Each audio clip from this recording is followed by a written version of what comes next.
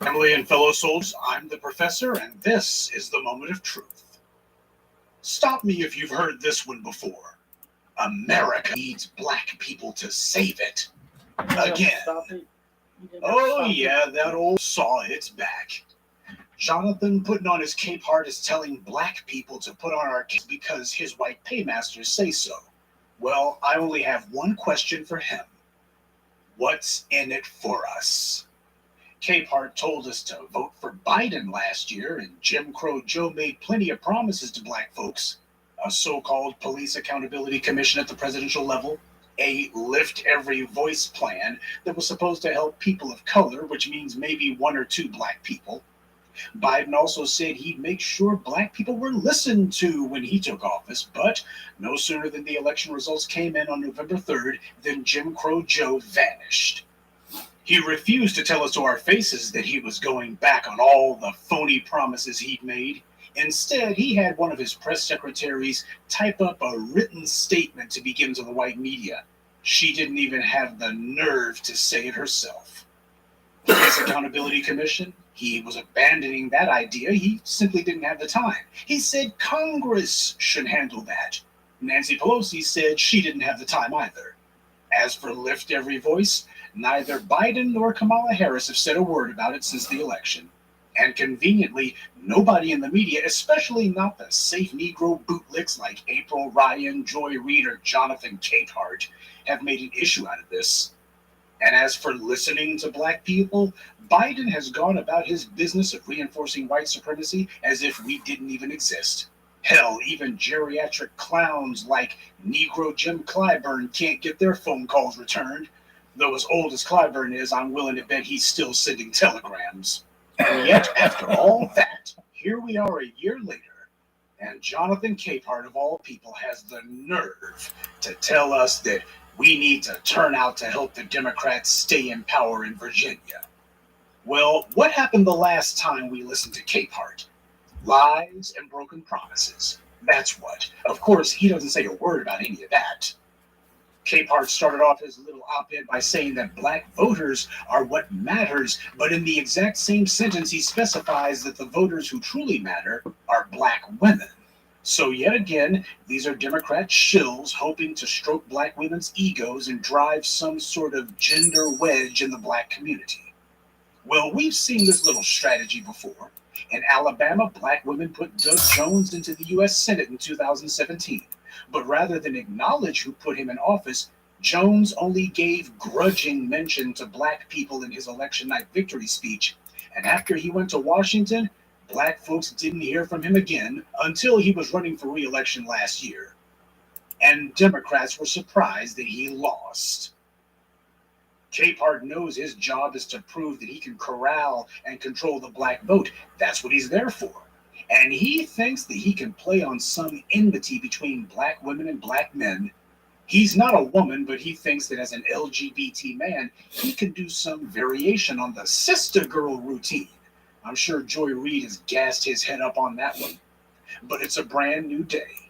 Thanks to the black grassroots, the question is, what's in it for us?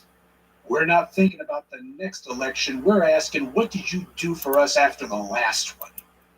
The Democrats and their black bootlicks don't have Trump on the ballot this time to scare black folks to the polls. And while it was nice to use the election in Alabama to embarrass Trump 4 years ago, that election is in the past. Black people demanded to see tangible rewards for their vote in 2017, and we got none. Doug Jones kept black voters at arm's length during his campaign, and he ignored them altogether once he took office. And black voters punished him by remaining home on election day. Democrats are ultimately trying to pivot to incorporate a new voter base into the party, one meant to replace the black vote who, in the Democrats' view, has broken bad on them. Black people are clearly malfunctioning voters because we're making demands and we're sticking to those demands. They can't trot out any civil rights retreads or any black bootlicks to get us off of these demands.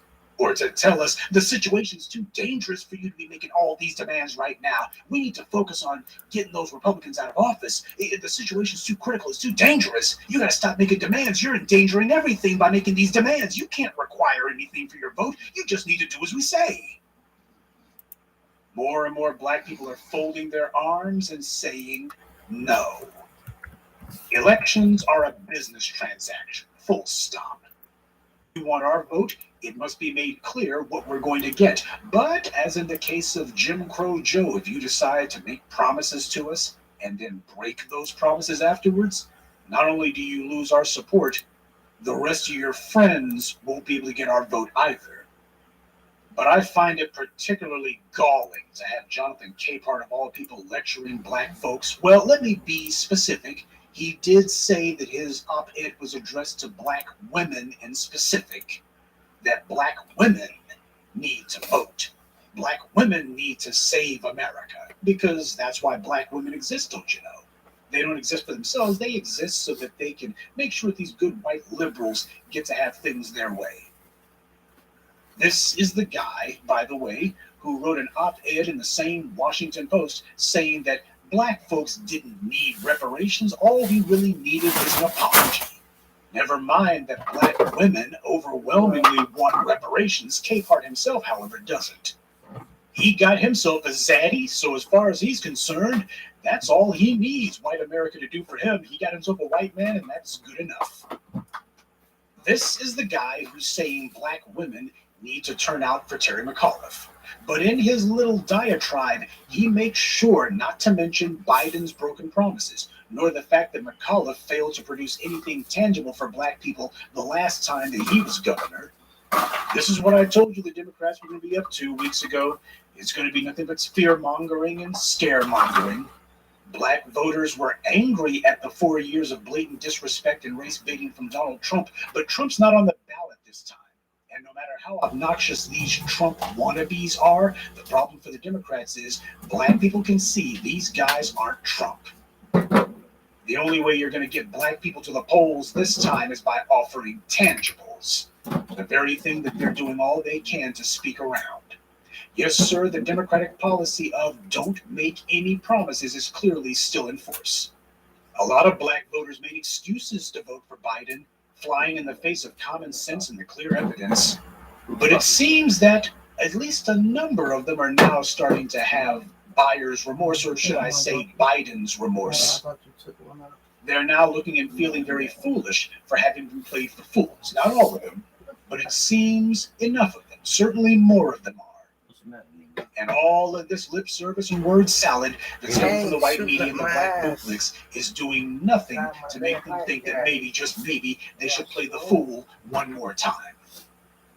After all, Democrats at this very moment control the White House and both houses of Congress. Yet when it comes to black people, they're completely deadlocked. The only thing we hear from them is all the stuff they can't do. Every time we come to them and say, here's what we want, here's what we need, all they do is tell us we can't do anything.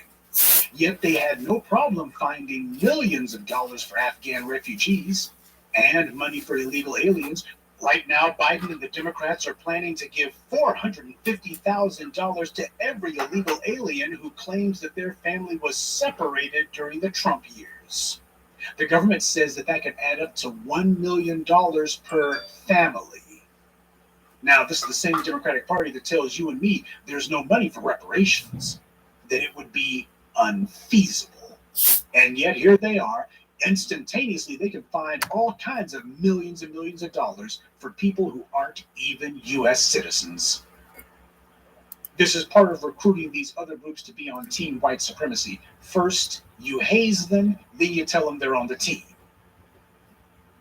Black people who the U.S. government helped to murder the family members of during the national genocides that took place 100 years ago, all of those black townships that were ethnically cleansed, we're talking about mass murders taking place here, not merely under the nose of the U.S. government, but oftentimes with the eager support and certainly with the protection of the U.S. government. And yet, even though you got some of the survivors who are still alive today, the U.S. government isn't talking to them about anything. For 100 years, these survivors have demanded justice. And and they haven't gotten so much as a reply. This from successive Republican and Democratic administrations. So what exactly are we voting for again? These illegal aliens are going to be getting $1 million per household from the same Joe Biden who's telling black folks, I ain't got nothing for you. Has there been some sort of national movement that's necessitated these illegals getting anything? No, it's just a matter of this is in white supremacy interests, and that's what they're going to do. There's a racial pecking order in place, and they need to make sure that they artificially elevate other groups over black people. That's what's going on here. What's always gone on here. The government has no money for the people who had helped to mass murder and who had stripped of their land and possessions. But they've had absolutely no problem whatsoever finding hundreds of millions to give to illegal aliens and to bring Afghan immigrants here to make them citizens too. So what the hell are black people supposed to be voting for again? Capehart doesn't say. He thinks if he talks around that issue and just focuses on so-and-so is as bad as Trump, you need to be really scared, then black people, black women will quake in their boots and just obey. 60 years ago, Stokely Carmichael said, all the scared niggas are dead. Well, these days, judging by the increasing lack of black voter intimidation, it seems all the scared Negroes are bored. Well, Jonathan Capehart should be worried. The only reason he's got that little TV show on MSNBC is because he's not a straight black male. They figured he can try to wrangle black people to do what his white bosses want, and the rest of the time he can be a dependable voice for LGBT issues and whatever else white liberals are obsessing about. That's his job. Well, my job is to make sure black people's interests are heard, and more importantly, obeyed. Black people's job is not to save America. When you have a nation so sick and depraved and degenerate and self-destructive that you're reduced to depending on 13% of the population, the bottom 13%, the most powerless, the oppressed in the society. Oh, wait, he's talking about black women, so that's not 13%, that's 7% of the population. 7% of the population is supposed to save the other 93%? Tell me something. What has been done to help save Sandra Bland? What's been done to help save Tatiana Jefferson? Or Ayanna Jones? Or Breonna Taylor? Black women need to save America. I got a better idea. When the hell is America going to start saving black women? Yeah, a lot of black women have been murdered with impunity on the watch of Democrats. And here you've got Democrats who are in the White House, and the family of Breonna Taylor is being told, well, you better hope you get yourself some sort of settlement from the city because that's all you're going to get.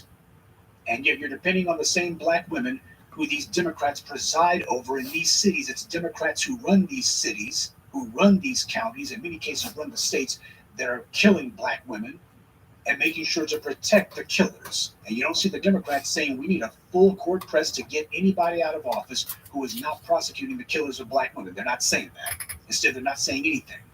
And neither is Jonathan Capehart. He doesn't say anything about it either. Democrats can do no wrong because that's who he gets his daily bread from.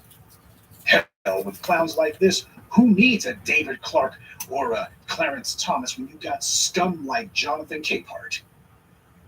And yet here he is talking to the 7% of women who are the most oppressed, who are the most deprived in the society, the ones who have been grounded to the dirt by the very white paymasters who Jonathan Capehart licks the boots of, and he's lecturing them about how they have an obligation to save the 93% of the nation.